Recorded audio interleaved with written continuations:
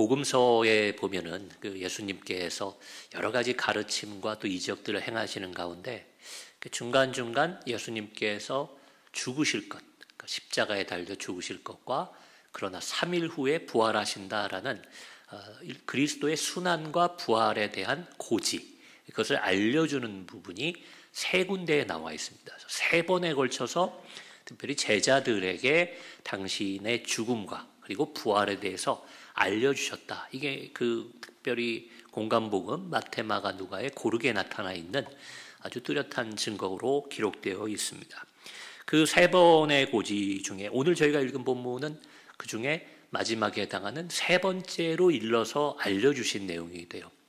마태복음 기준으로 보면 첫 번째는 언제 있었냐면요, 마태복음 16장 21절에 제가 읽어드립니다.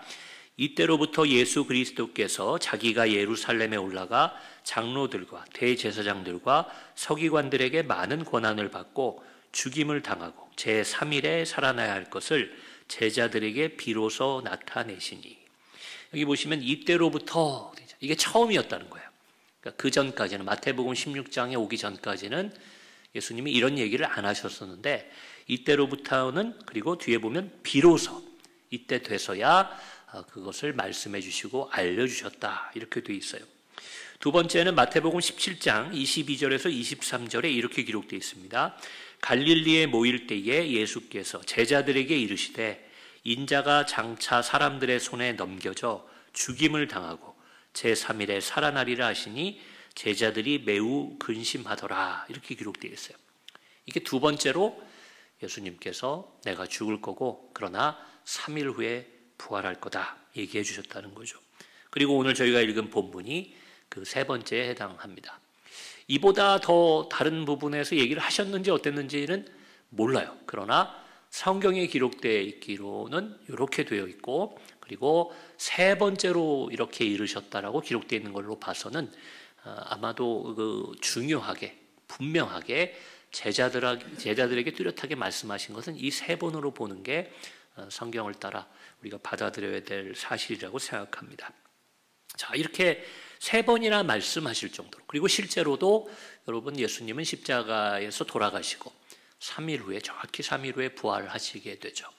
그래서 우리가 신앙생활할 때에, 교회를 다닐 때에 이 사순절을 길게 지키기도 하고 또 우리가 부활절을 굉장히 중요한 절기로 지키면서 예수님의 십자가, 오죽하면 개신교 거의 모든 교회에 십자가가 걸려 있잖아요.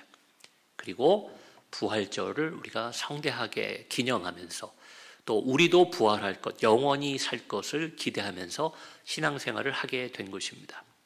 자, 그런데 조금 정리해 드리려고 그래요. 오늘 특별히 이 본문을 가지고 얘기하고 또 저희가 사순절을 보내면서 또 앞으로 고난주간 부활절을 앞두고 있기 때문에 과연 이 십자가와 부활의 의미가 우리 기독교 안에서 어땠는가, 이걸 길게 말씀드리자고 하면 아주 시간이 많이 필요할 거예요. 기독교의 역사 전체가 이 십자가와 부활에 초점을 맞추고 있기 때문입니다. 근데 조금 간략하게 정리해서 말씀드리면, 기본적으로 여러분도 아실 것 같아요. 십자가는 무엇을 의미합니까? 인류의 모든 죄를 속죄하는 속죄 제사의 의미가 있었어요. 구약과도 연결이 되죠. 구약의 전통에 따르면 우리의 죄를 씻고 하나님 앞에 나아갈 담대함을 얻기 위해서는 내가 죽을 수는 없으니까 동물의, 아주 정결한 동물의 피를 흘림으로써 속죄 제물을 드리고 그리고 하나님 앞에 나아가는 그런 문화와 예법이 있었습니다. 그것은 상징이죠. 그만큼 내가 죽어야 되고 내 피를 흘려야 될 죄가 나에게 있는데 그것을 대신에 동물에게 전가하여서 그 동물의 피로 내 죄가 사해지는 것을, 용서받는 것을 그렇게 상징했던 것이라고 할 수 있습니다. 그 십자가는 그런 의미가 있어요. 그래서 예수님을 유월절 어린 양이라고도 성경이 얘기하는 겁니다. 예수님의 그 피로 말미암아 인류의 모든 죄, 저와 여러분뿐만 아니라 과거에 예수님이 이 땅에 오시기 전, 그리고 앞으로 또 태어날 예수님 오실 때까지 이 땅에 있는 모든 인류의 죄를 그 십자가에서 속죄 제사로 예수님의 몸이 드려진 것이다, 이런 의미가 있죠. 또한 부활은 그러한 죄 사함을 통해서 그냥 죄가 사해진 것이 아니라 결국은 이 세상 권세를 잡고 있는 사망, 혹은 우리가 사탄이라고 부르는 그것을 대상으로 하나님이 승리하셨다는 것을 증거하는 증표가 되는 것이 예수님의 부활이었습니다. 죽음에서 부활하셨다. 죽음을 이기셨다라고 표현하는 거죠. 그리고 그 부활의 첫 열매가 되셨다고 성경이 증언하는 것은 한 번의 사건으로 끝나는 것이 아니라 그 예수 그리스도의 이름을 믿는 우리들에게도 죽음을 이기는, 사망의 권세를 이기는 능력과 승리가 주어진 것을 이 부활 사건이 보여주고 있다는 것입니다. 이게 성경을 통해 볼 때 십자가와 부활의 가장 중요한 의미가 되는 것이죠. 자, 그런데 그 이후에 우리가 이제 보게 되는 바울의 서신서에도 그런 것이 잘 나타나 있고요. 초대교회 또 교부 시대로 넘어가면서 이 부활과 십자가의 의미는 당시에 이제 그리스의 어떤 철학과 문화의 영향을 많이 받아서 이거 들어보셨을 거예요. 저도 여러 번 말씀드렸는데 신플라톤주의 사상의 영향을 좀 받아서 영과 육을 나눠서 생각하는 이원론적인 세계관 속에서 이 십자가와 부활을 또 새롭게 해석하기도 했습니다. 틀렸다는 것이 아니라 이제 해석하는 관점이 앞에 나왔던 성경적인 의미에 어떤 의미가 더해지나 하면 십자가는 육의 죽음을 상징하게 되는 거예요. 바울이 그런 얘기를 많이 하죠. 내 몸과 내 육을 십자가에 못 박았다.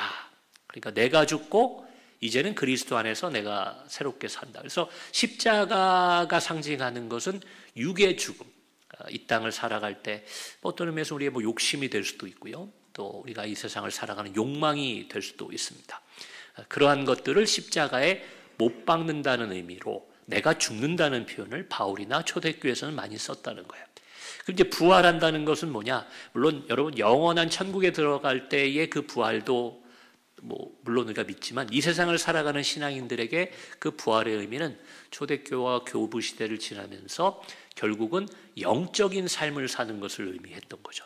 그래서 경건주의가 등장하기도 하고 영지주의가 등장하는 부작용도 있었지만 결국은 육이 죽고 영이 사는 것이다. 그래서 그 시대의 사람들은 어쩌면 더 순교에 대해서 두려움이 없었는지도 몰라요.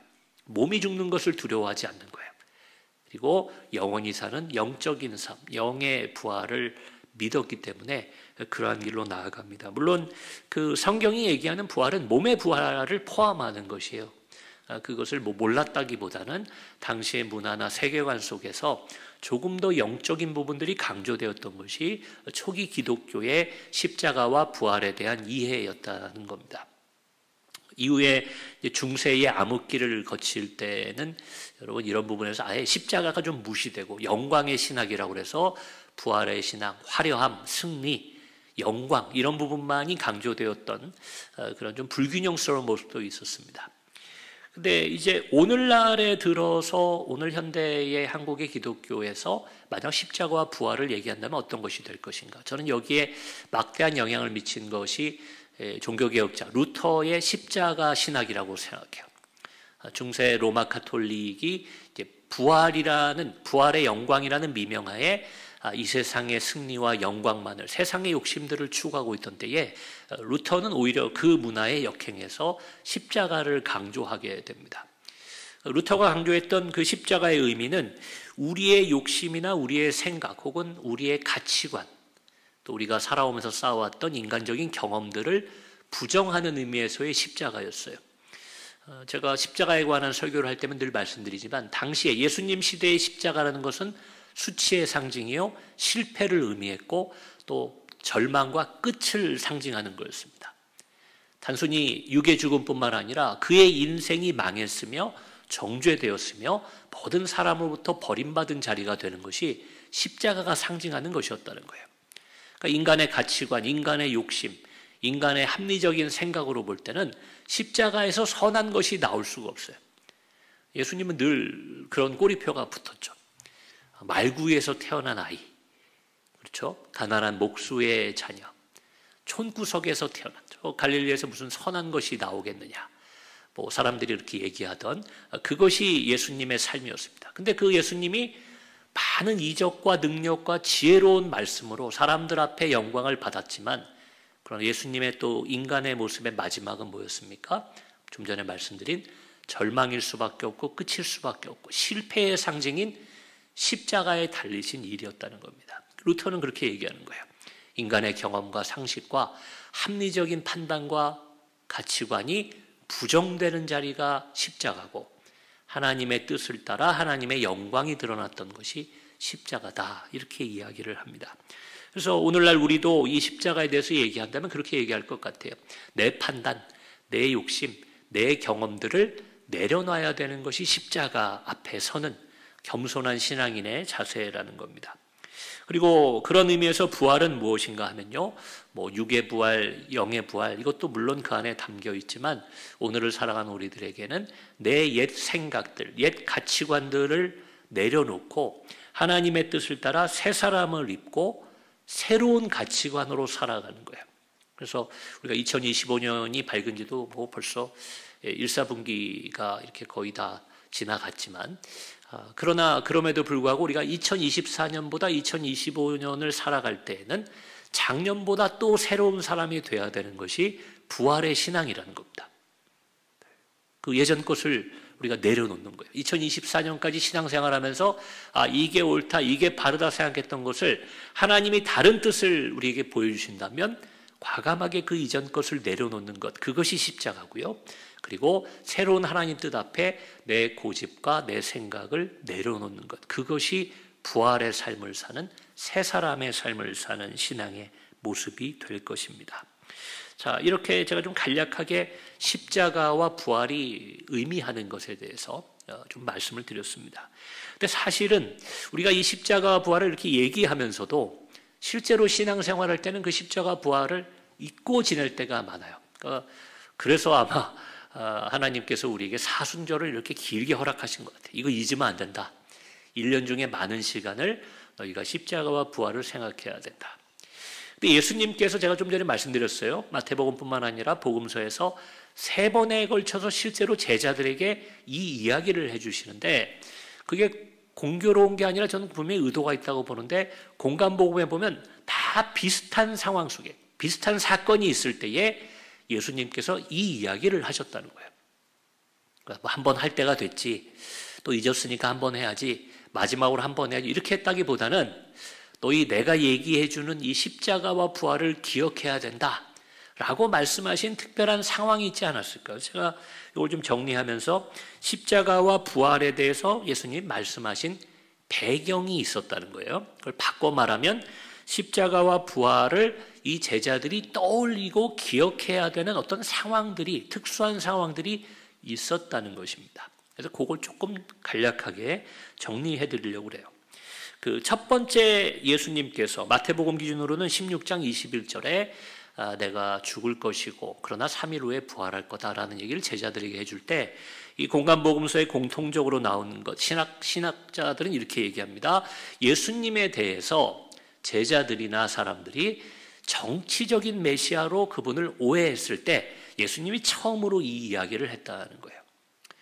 그때의 배경을 보면 마태, 마가, 누가가 동일하게 마태복음 같은 경우는 이제 오병이어와 칠병이어의 사건이 이렇게 연속으로 기록되어 있어요. 그래서 5,000명 먹이고 4,000명 먹이는 사건이죠. 마가복음에는 4,000명을 먹이는 사건, 누가복음에는 5,000명을 먹이는 사건이 있는데, 그 사건 이후에 어떤 일이 있냐면 제자들이 그 육의 떡을 먹었던 것을 기억하고 뭐 누룩이라든지 혹은 떡을 안 가지고 온 것에 대한 얘기를 예수님께 하게 됩니다.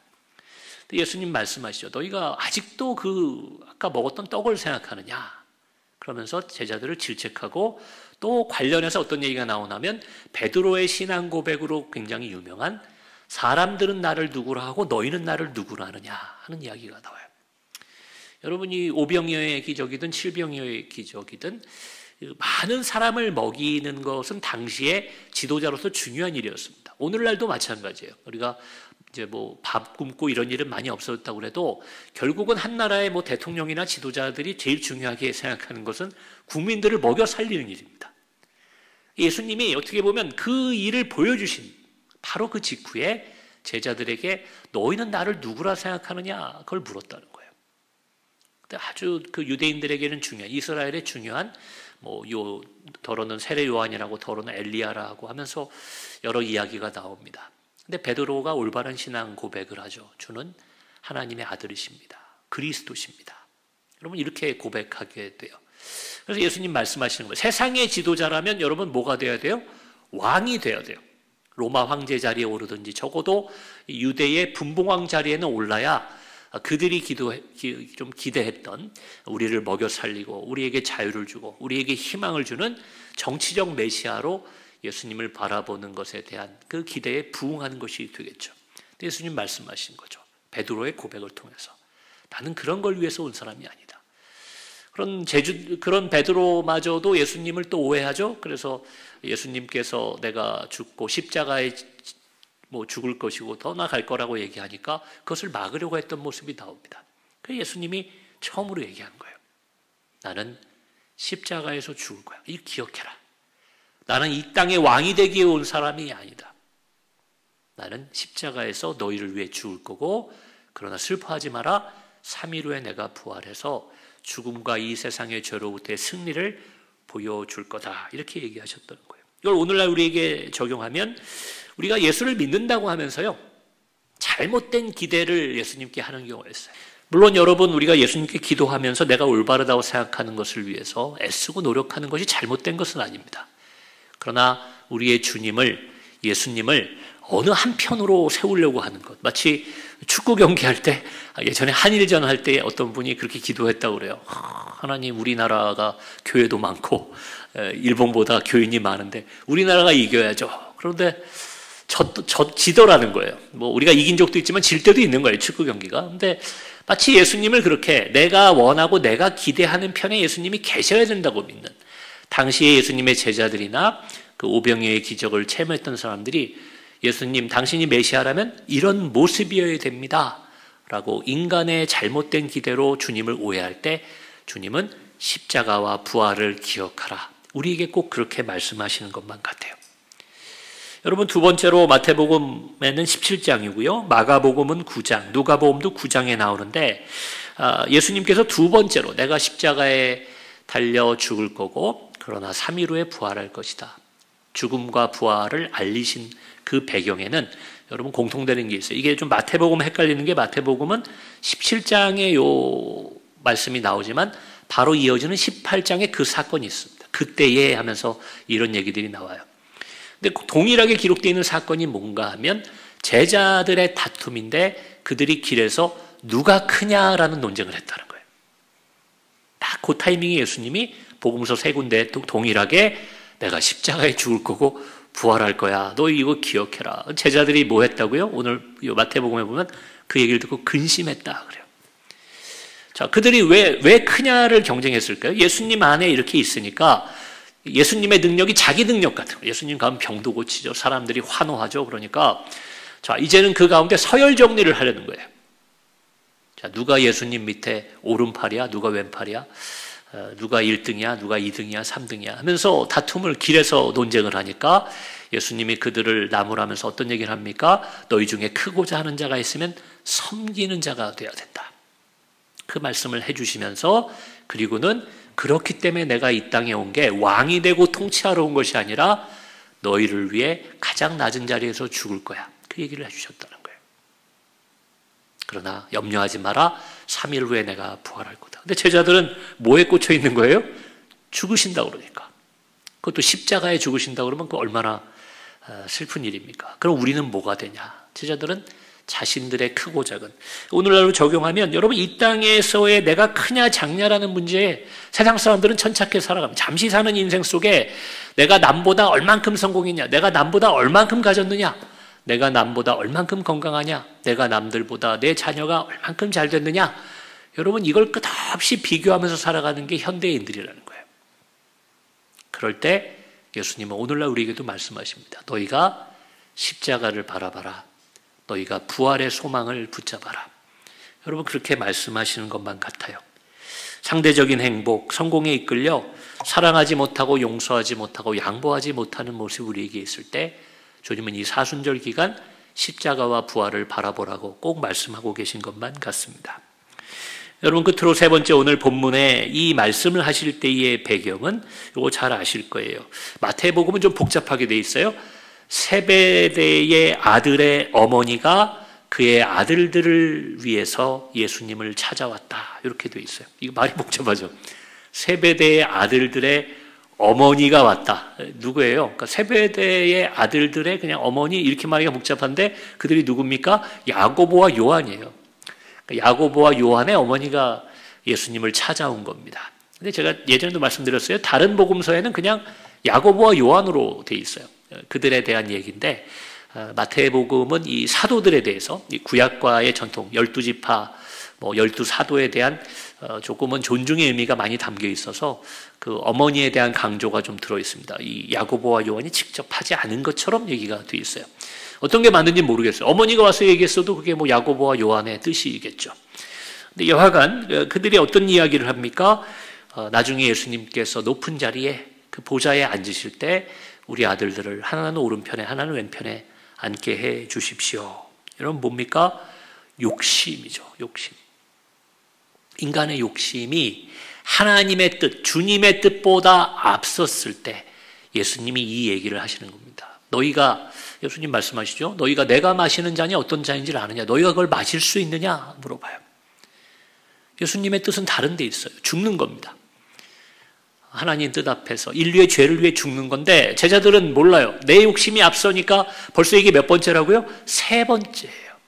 예수님이 가시는 길은 십자가의 길인 것을 2번이나 알려줬는데도 제자들은 자신의 욕심 때문에 눈이 멀고 귀가 막혀서 지금의 현재의 예수님의 영광의 모습을 보며 내가 그 잔을 마시겠습니다.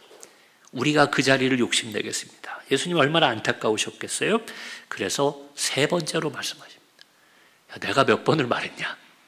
나는 죽을 거고 그러나 부활할 거다. 얘기를 해주십니다. 이걸 오늘날로 적용하자면 내 욕심이 주님의 뜻보다 앞설 때 혹은 교회나 가정생활 우리가 신앙생활을 한다고 하면서 내 욕심이 하나님의 뜻을 가려버릴 때 여러분 그럴 때 주님은 우리에게 십자가를 기억해라 부활을 기억해라 이렇게 말씀해 주시는 겁니다. 여러분 이러한 때 이러한 3가지 경우가 있을 때 우리는 그리스도의 십자가와 부활을 떠올려야 합니다. 우리가 이걸 잘 못하기 때문에 매년 사순절이 돌아와요. 매년 고난주간을 지켜요.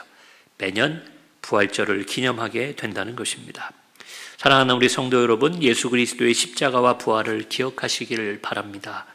사순절을 이렇게 보내면서 우리는 반드시 그 십자가와 부활을 기억하고 되새겨야 할 줄로 믿습니다. 오늘날 우리 개신교 교회의 이 설교를 통한 메시지랄까요? 또 우리가 중점을 두는 사역은 현대 사회에 맞게 굉장히 다양화되어 있습니다. 아주 여러 가지가 있어요. 교회가 하는 일이 한두 가지가 아니고 목사님들이 설교에서 강조하는 내용이 너무 다양하게 많죠. 자, 그러나 오늘날에도 우리 기독교 혹은 교회 신앙인의 삶의 중심에는요, 다른 어떤 것보다 바로 이 그리스도의 십자가와 부활이 그 중심을 차지하고 있어야 된다고 저는 믿습니다. 예수님은 그것을 위해 이 땅에 오셨고 그것을 통해 거기서부터 십자가와 예수님의 부활로부터 우리 기독교가 출발했기 때문입니다. 때로는 세상의 욕심과 유혹이 우리를 끌어내리려 할 때 바울의 표현을 하면 육의 생각으로 오늘날로 얘기하면 우리 욕심과 나의 고집으로 그렇게 끌어내리려고 할 때가 있습니다. 혹은 나의 생각이나 가치관이 하나님의 뜻보다 막 앞서 달려나갈 때가 있습니다. 그러할 때 우리는 다시 주님의 십자가 앞에 무릎 꿇어야 될 줄로 믿습니다. 그리고 세상의 헛된 것이 아닌 부활의 그 승리의 소망을 붙잡고 이 어려운 시기 또 여러 가지 고난과 아픔 속에서도 우리는 끝까지 그 승리의 삶을 살아가야 될 줄로 믿습니다. 사순절을 보내며 그리스도의 십자가의 은혜와 그 부활의 승리를 빼앗기지 아니하는 저와 여러분이 되기를 주의 이름으로 축원합니다. 우리 이 시간 함께 주의 이름 한번 부르고 기도하실 텐데요. 사순절 여러 가지 은혜를 우리에게 주시지만 특별히 우리 그리스도의 십자가와 부활을 잊지도 아니하고 또 삶 속에서 소홀히 하지 아니하는 십자가 앞에 겸손히 무릎 꿇고 또 부활의 승리를 붙잡는 아름다운 인생이 되게 해달라고 우리 간절히 마음 모아 기도하겠습니다. 주의 이름 한번 부르십니다.